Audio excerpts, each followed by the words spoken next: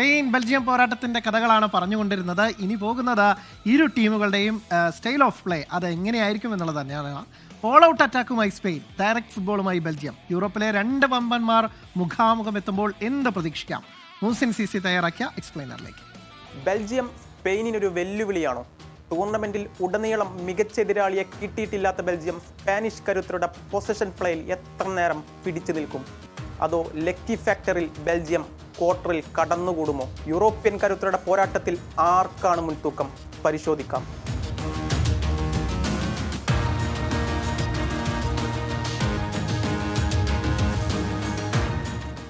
ഈ ലോകകപ്പിൽ ഗോൾ വഴങ്ങാത്ത ഒരേ ഒരു ടീമാണ് സ്പെയിൻ.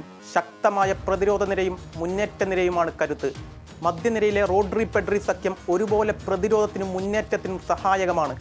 പഴയ ടിക്കി ടാക്ക ശൈലിയിൽ നിന്ന് മാറി വിങ്ങുകളിലൂടെയുള്ള ക്രോസിംഗ് വഴിയാണ് ആക്രമണം.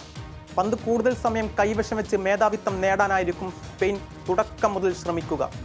കുക്കുറയ, പെഡ്രോ പോറോ എന്നീ വിങ് ബാക്കുകളെ മറികടക്കുന്നതും എളുപ്പമല്ല. ആക്രമണത്തിന് പ്രാധാന്യം നൽകുന്ന 4-2-3-1 ശൈലിയിൽ തന്നെയായിരിക്കും സ്പാനിഷ് പരിശീലകൻ കളിമെനയുക. സ്പെയിനിന്റെ ഏറ്റവും വലിയ കരുത്ത് അവരുടെ വിങ്ങുകളിലെ ചോരത്തിളപ്പ് തന്നെയാണ്. ലമീൻ യമാലിന്റെ മികച്ച ഫോം ബെൽജിയത്തിന്റെ മാക്സിം ഡി ക്വൈപ്പർക്ക് വലിയ പരീക്ഷണമാകും. ഈ യുവതാരങ്ങളുടെ 1-to-1 പോരാട്ടം മത്സരത്തിന്റെ ഗതി തന്നെ തിരിക്കാനും സാധ്യതയുണ്ട്. എന്നാൽ വിശ്വസ്തനായ ഫിനിഷർ ഇല്ലാത്തത് വലിയ തിരിച്ചടിയാണ്. പോർച്ചുഗലിനെതിരെ മത്സരം ജയിക്കാൻ ഇമ്പാക്ട് സബായ മിക്കൽ മെറീനോ വേണ്ടി വന്നത് ഈ പോരായ്മയുടെ ആഴം വ്യക്തമാക്കുന്നതാണ്. പെനാൽറ്റി ഷൂട്ടൗട്ടിൽ മോശം റെക്കോർഡുള്ള സ്പെയിൻ മത്സരം അധിക സമയത്തേക്ക് നീളാതിരിക്കാനും പരമാവധി ശ്രമിക്കും. 2018 റഷ്യയോടും 22 മൊറോക്കോയോടും സ്പെയിൻ തോറ്റ് പുറത്തായത് ഷൂട്ടൗട്ടിലാണ്. ബെൽജിയം ഗോൾ കീപ്പർ തിബ കോട്ടയുടെ പരിചയസമ്പത്തും സ്പെയിനിന് ഭീഷണിയാണ്. മറുവശത്ത് റൂഡി ഗാർഷ്യ വിശ്വസിക്കുന്നത് ഡയറക്റ്റ് ഫുട്ബോളിൽ തന്നെയാണ്. മധ്യനിരയിൽ നിന്ന് പന്ത് പിടിച്ചെടുത്ത് മുന്നേറുന്ന എക്സ്പ്ലോസീവ് കൗണ്ടർ അറ്റാക്കിലാണ് ബെൽജിയത്തിന്റെ കരുത്ത്. ചെറിയ പഴുത് പോലും ഗോളാക്കി മാറ്റാൻ കഴിവുള്ള മുന്നേറ്റ നിരയിലെ ക്ലിനിക്കൽ ഫിനിഷിങ്ങിലും വലിയ പ്രതീക്ഷയാണ്. ഫാൾസ് നമ്പർ 9 സ്ട്രൈക്കറായ ഡി കറ്റലാര തന്നെയായിരിക്കും ആക്രമണത്തിന്റെ കുന്തമുന.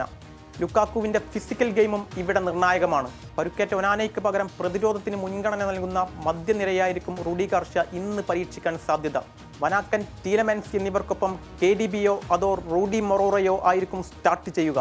മാഞ്ചസ്റ്റർ സിറ്റിയിലെ പഴയ സുഹൃത്തുക്കളായ കെവിൻ ഡിബ്രൂനെ, റോഡ്രി എന്നിവരുടെ നേർക്കുനേർ യുദ്ധവും മധ്യനിരയിൽ ഇന്ന് കാണാനാകും. ഗോൾ വഴങ്ങാൻ മടിയുള്ള സ്പെയിനും മാസ് കംബാക്കിലൂടെ കളം പിടിക്കുന്ന ബെൽജിയവും അതൊരു ഗ്രേറ്റ് ക്രോസ് ഓവറാണ്.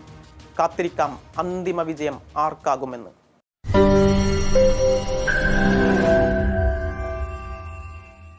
ലോകത്തെവിടെയായാലും ഏത് സമയത്തും 24 വാർത്തകളും ഓഗ്മെന്റഡ് റിയാലിറ്റി പാക്കേജുകളും എക്സ്പ്ലെയിനറുകളും വിശദമായി കാണാൻ ഞങ്ങളുടെ യൂട്യൂബ് ചാനൽ നിങ്ങൾക്ക് സബ്സ്ക്രൈബ് ചെയ്യാം.